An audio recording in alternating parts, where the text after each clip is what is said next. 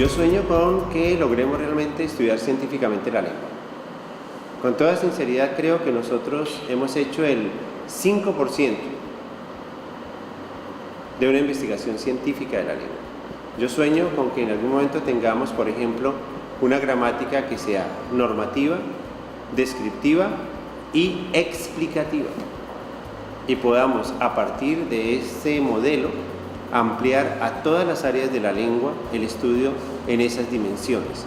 Y podamos señalar que la lengua española es quizás uno de los objetos de investigación científica más extraordinarios del mundo, no solamente humanístico, sino del mundo, porque a veces se piensa que estudiar la lengua es propia de solamente los humanistas, pero es que la lengua afecta a Internet, la lengua afecta a los flujos económicos, la lengua afecta a la comunicación empresarial, la lengua afecta la clínica, la lingüística clínica, afecta a la medicina, y no hemos entendido que debemos permear todas las profesiones y todas las ciencias con el estudio de la lengua.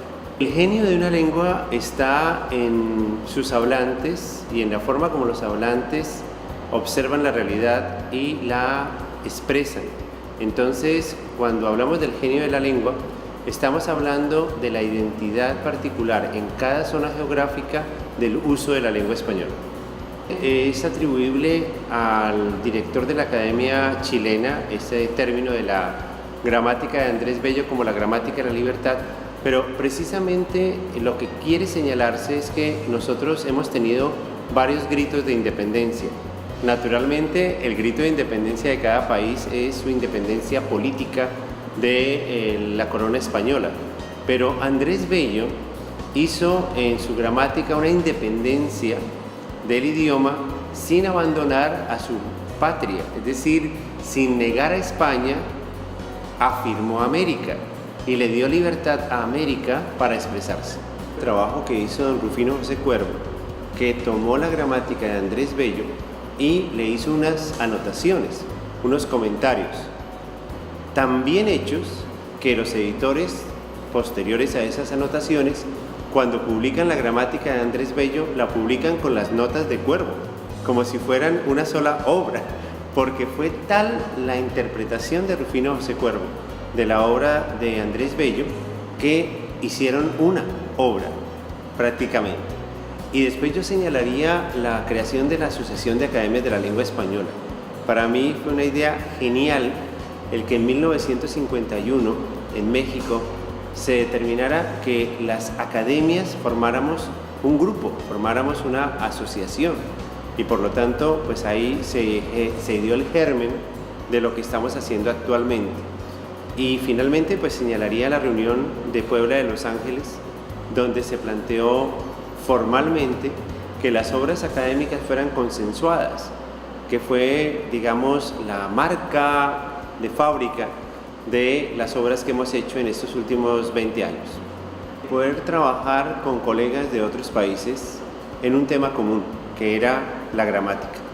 Y eso nos unió de una manera impresionante, porque no había una situación de dominio de alguna región frente a otra región. Al contrario, nos sorprendíamos permanentemente de que en México se dijera así, que en Argentina se tuviera esta estructura, que en Colombia se tuviera esta forma, y que por ejemplo nosotros creyéramos que fuera general y era solo de Colombia. Ese descubrimiento de cada una de las identidades, pero a su vez poder comunicarnos sin problema alguno, era mágico prácticamente en todas las reuniones. Pero además el hecho de que hubo reuniones en España y hubo reuniones en América, particularmente en Guatemala y en Colombia, y en sitios de España, nos permitió estar en sitios emblemáticos de la lengua española. Hablo, por ejemplo, de Burgos, hablo de Madrid, hablo de Asturias. Entonces, no solamente estábamos escribiendo una obra científica en un quirófano, sino estábamos en el ambiente, en el entorno vital de la lengua. Y eso yo creo que fue magnífico, porque fueron 9 años de estar permanentemente auscultando el sentir de la gramática española. no solamente hacer un trabajo científico que se hizo, sino también un trabajo humano que nos encantó, tanto que ahora seguimos reunidos con el glosario de términos gramaticales. Si hablamos de presencia de otros idiomas en España, como por ejemplo el gallego, o el catalán, o el andaluz, con todo el respeto, es un problema que le pertenece a España, porque cuando América se relaciona con España, no hace esa diferencia. Es decir, nosotros podemos, como latinoamericanos, caminar por el País Vasco, por Cataluña, por Andalucía, y yo creo que ningún latinoamericano se ha sentido que está cambiando de frontera o entrando en un entorno extraño. Al contrario, la comodidad es total. Lo que sí notamos es que entre ellos hay alguna situación, pero nosotros como latinoamericanos no tenemos esa diferencia. Quizás porque nosotros ya nos acostumbramos a la diferencia. Nosotros no somos países que consideremos que el Caribe, la zona de Buenos Aires, la zona de Bolivia, son guetos que están peleando entre sí. No, consideramos que es una riqueza, la hemos aceptado como tal y nos sentimos felices de tener todas esas variedades. Yo creo que en ese sentido Latinoamérica es un ejemplo de integración. Los aspectos importantes es aprovechar al máximo los pocos recursos. Creo que ese es uno de los elementos clave, porque a veces uno piensa que a más recursos económicos, mejor investigación, y esa fórmula no siempre funciona. Yo creo que hay que combinar unos buenos recursos financieros, que siempre se necesitan, con un equipo de trabajo de alta calidad. Y yo creo que lo que ha hecho Colombia en su historia es que ha tenido grandes investigadores, grandes estudiosos de la lengua, desde Rufino José Cuervo hasta nuestros días, y los recursos que se le han brindado por parte del Estado, de la empresa privada, se han utilizado muy bien. Yo señalaría como un ejemplo el Atlas Lingüístico y Etnográfico de Colombia, por ejemplo, que es una obra magnífica, pero se hizo prácticamente con unos recursos muy pequeños, pero con un equipo intelectual de altísima calidad. Entonces, yo creo que la combinación de inteligencia investigativa con uso adecuado de los recursos permite hacer obras magníficas, lo cual no quiere decir que si tenemos recursos en gran cantidad no los debamos aprovechar ni queramos decir que no es necesario, pero creo que esa combinación es fundamental.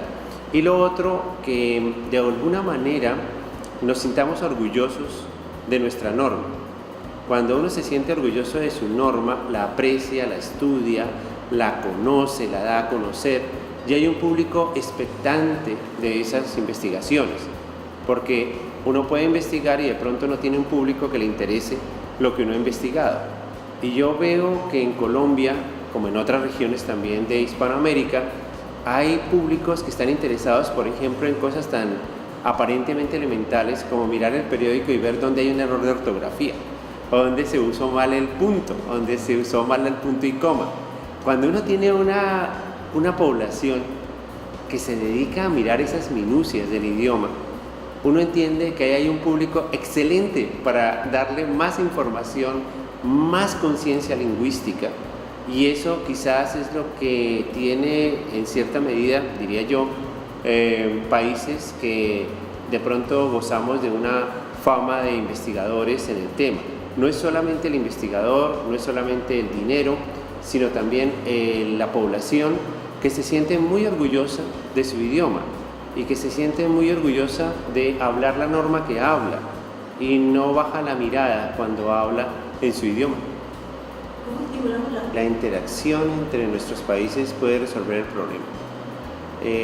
Si nosotros utilizamos los recursos que hay en todo el mundo panhispánico para estudiar nuestras normas, es muy probable que países que no tienen una política de formación de investigadores puedan recibir recursos financieros que apoyen esa investigación. Porque para el planteamiento panhispánico, el que alguna zona de la lengua española no sea investigada adecuadamente es uno de sus mayores problemas. Nosotros, cuando ya pensamos que el objeto de la investigación no es Colombia, no es Panamá, no es Argentina, sino todo el mundo panhispánico, y encontramos que en alguna zona geográfica no hay casi nada, lo que deberíamos plantear es cómo todos los países de Hispanoamérica ayudamos a ese país, ayudamos a esa zona para que nos den la información, nos den los datos que podamos procesar e iluminar esa zona. Ya una vez iluminada esa zona, la investigación comienza a trabajar, porque va a quedar esa sensación de aparecimos en el mapa y ahora cómo vamos a desaparecer. Y los ministerios de educación o de cultura o de ciencia van a querer mantener esa mirada. Yo creo que a veces cuando no se tiene esa, digamos, mirada de investigación lingüística en alguna zona, los gobiernos dicen, pero si nosotros siempre hemos estado a oscuras, ¿para qué vamos a hacer algo? Pero cuando ya se descubre la calidad de los refranes, la calidad de las frases, la calidad de la expresión y la gente se siente identificada, se encuentra justificación para invertir. Entonces creo que precisamente mirar la lengua española en toda su geografía nos hace ver otras fuentes de financiación, pero también otras fuentes de asesoría científica. Cuando nosotros podemos contar con investigadores en otros países que nos pueden ayudar a mejorar nuestra metodología, nuestra teoría, nuestra experimentación de la lengua, pues naturalmente estamos en presencia de amigos que nos van a ayudar a sacar adelante cualquier proyecto de investigación. Para mí es un gran compromiso, porque cuando uno es correspondiente, la palabra señala que le toca a uno no solamente responder, sino corresponder. Entonces, yo sería en cierta medida, y perdónenme la salvedad lingüística, yo sería respondiente de mi academia, pero soy correspondiente de la española, correspondiente de la dominicana, correspondiente de la panameña, y en consecuencia ya no puedo quedarme tranquilo con que aquí en mi pequeño país, en la zona, estoy haciendo las cosas y me ha ido bien, sino que ya cualquier situación que se presente, por lo menos desde hoy en Panamá, va a ser parte de mi responsabilidad. Entonces esa corresponsabilidad me obliga a estar trabajando no solamente por mi academia, sino por las academias que han tenido a bien darme ese regalo de ser correspondiente de ellas. No es para mí un título honorífico, para mí es un acto de responsabilidad y de coherencia con el planteamiento panhispánico.